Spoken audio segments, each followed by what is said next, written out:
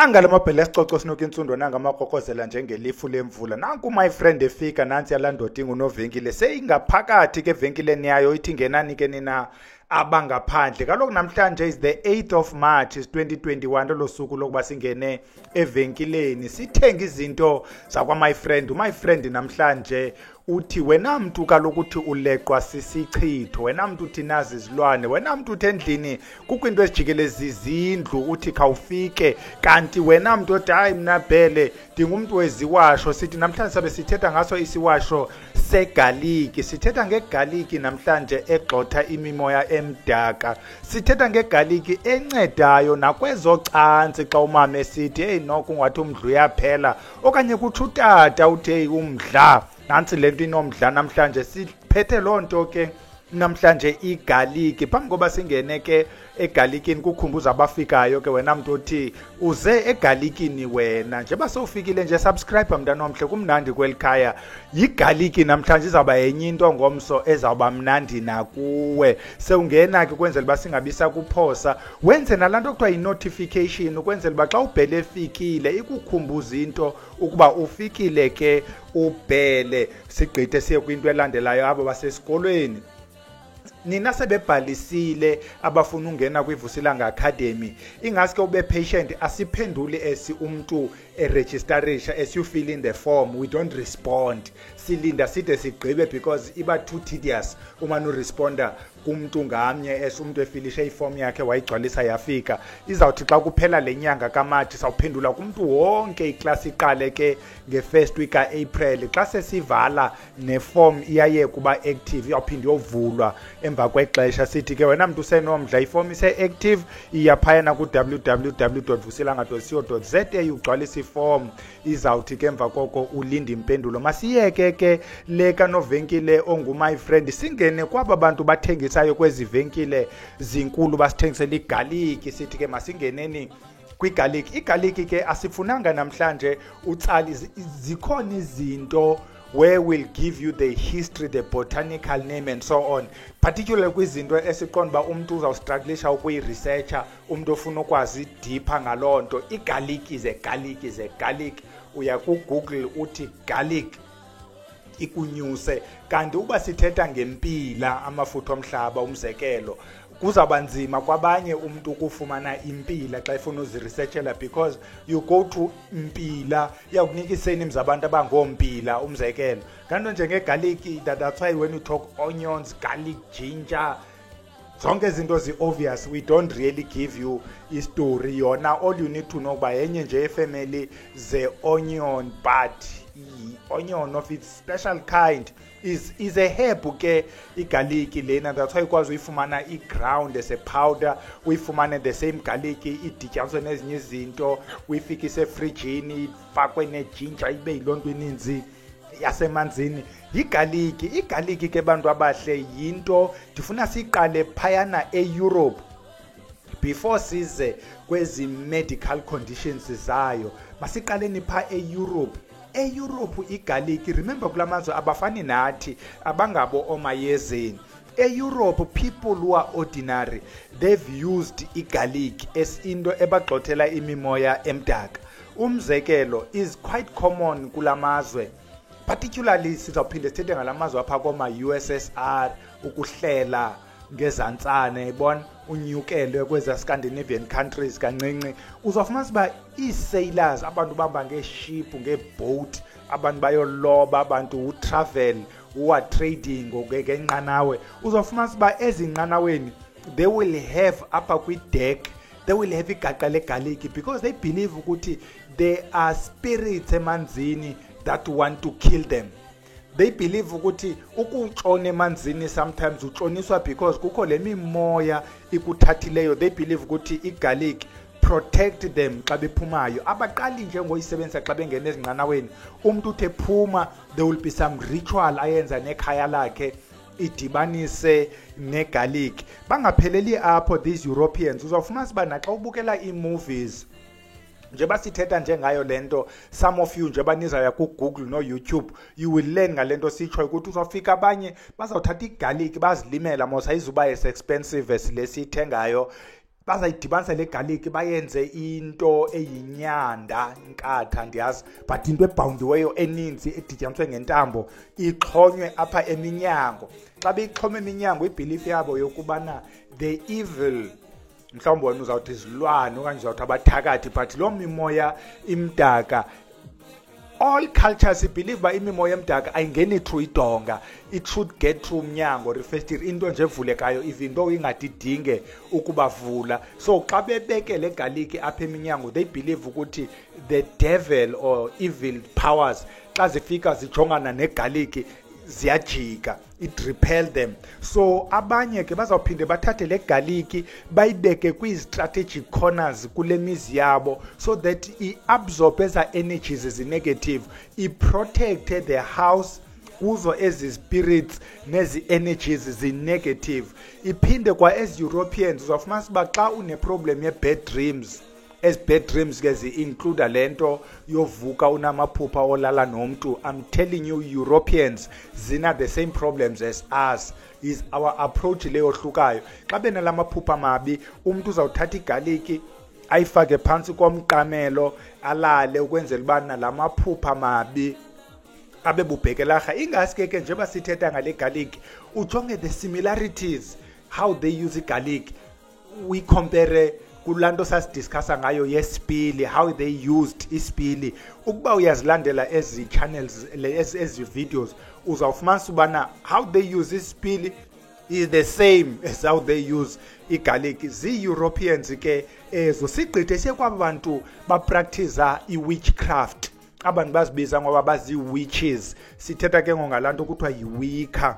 Nabo as they cast as spells they use a lot of garlic, use cinnamon. I'm not sure basidiscussile ni cinnamon, basebenzisa igarlic, basebenzisa cinnamon, bayisebenzisa as we discussed above, into eprotectayo.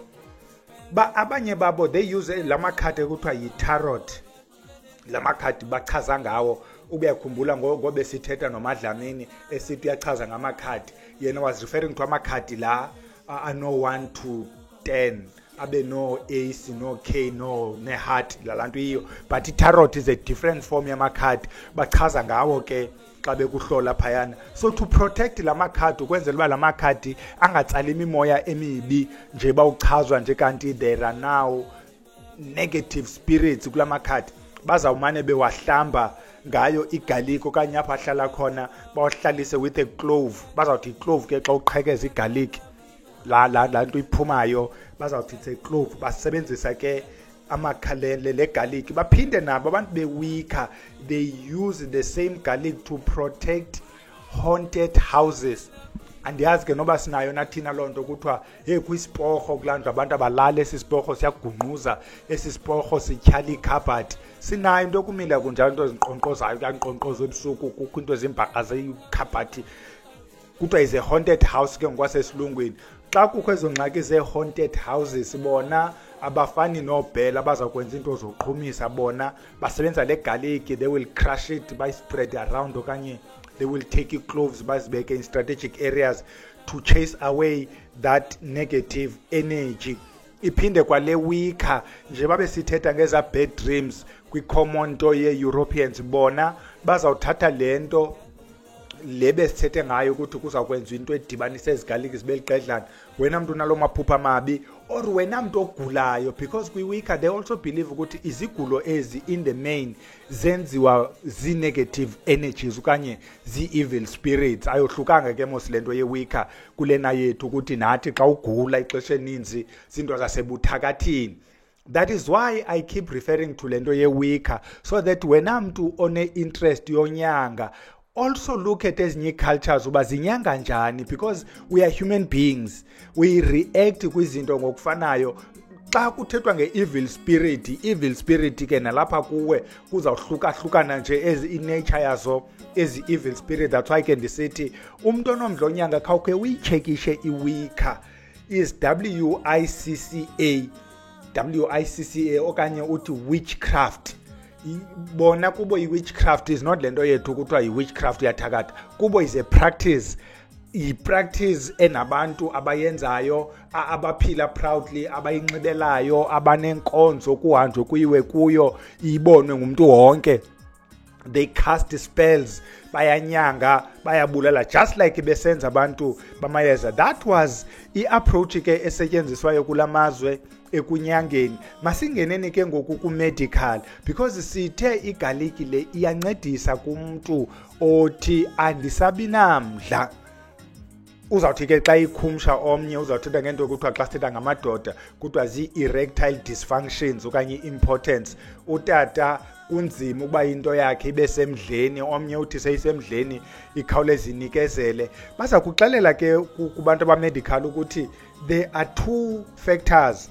Eyokuqala izawuba i-problem ye-blood circulation, so that is physical, and then the second one izawuba zii-emotions, umzekelo emotional namhlanje okanye uchitele lo sisi, so xa uqala udibana naye kufika laa nto engqondweni. So leyo into ke ngoku ayizuncedwa igaliki mntana omhle. Igaliki yona masiyijonge kule ye-blood circulation. Apha we are discounting ezinye izinto because asizanga kuzo. Zininzi ezi factors ezilidishala kwi-erectile dysfunctions. Some of them i-trauma, some of them kutinwa, some of them ziipilisi ozisela, into eninzi asizanga kuloo nto. Sithetha ngegaliki namhlanje. So igaliki i-improve i-blood circulation. What they have discovered, there was a study conducted somewhere in Alabama. Kwesi study they found ukuthi igarlic, if is consumed regularly, at least for into engangenyanga, it promote blood circulation to le ndawo ifamba iye kuyo, both kutata nomama.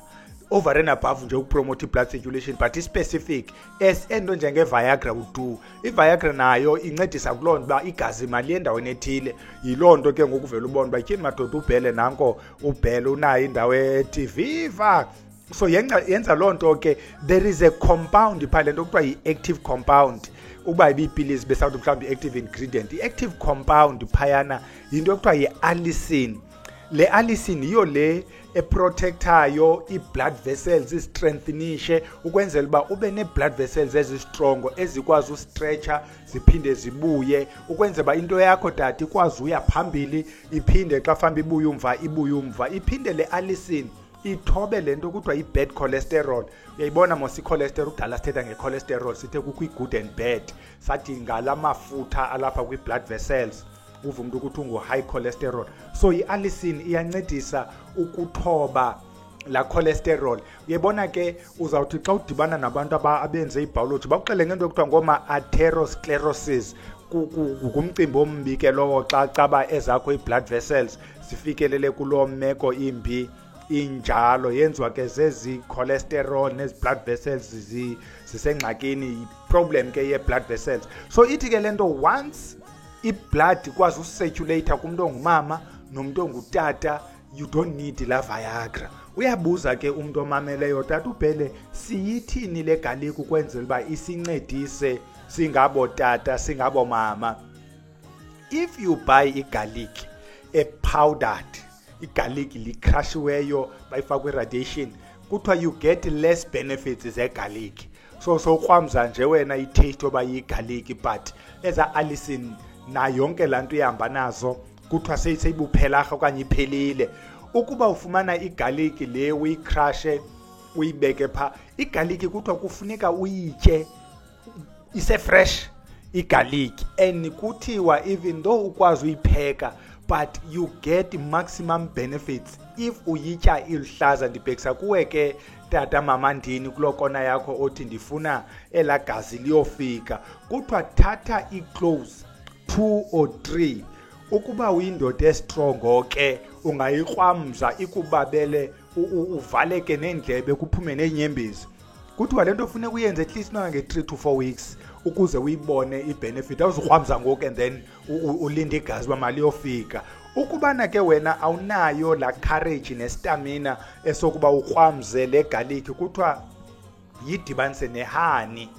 Ungayicrusha ngespeed uyidibanise nehani uyithi bimbilili ihambe yofika. By the way, iphinde walento is an antibiotic, ine-vitamins and lots of nutrients. Ayisajonganga nje la gazi la allicin, ijongene kuthiwa is more than 100 compounds ezikhoyo kuyo igarlic. So ingumcimbi engaske bantu abangomama nabantu abangotata nifumane. Kuphinde ke kubantu abangomama kuthiwa le garlic incedisa ukunyusa i-estrogen. Abantu abangomama ke bayayazi ukubana une-hormones ezimbini, i-progesterone ne-estrogen. Estrogen ke yile xa usaye exesheni, yile imane inyuka iphinde ihle, yile ikwenza ukhulelwe, yile ikwenza ube semdleni, yile ikwenza ureact ngoba wet, yi-estrogen. Ithi ke xa seyiphunguka sesimonophoza ke ufumana siba nemidla le iyaphela, yayiqonda mosithina abantu bangomama.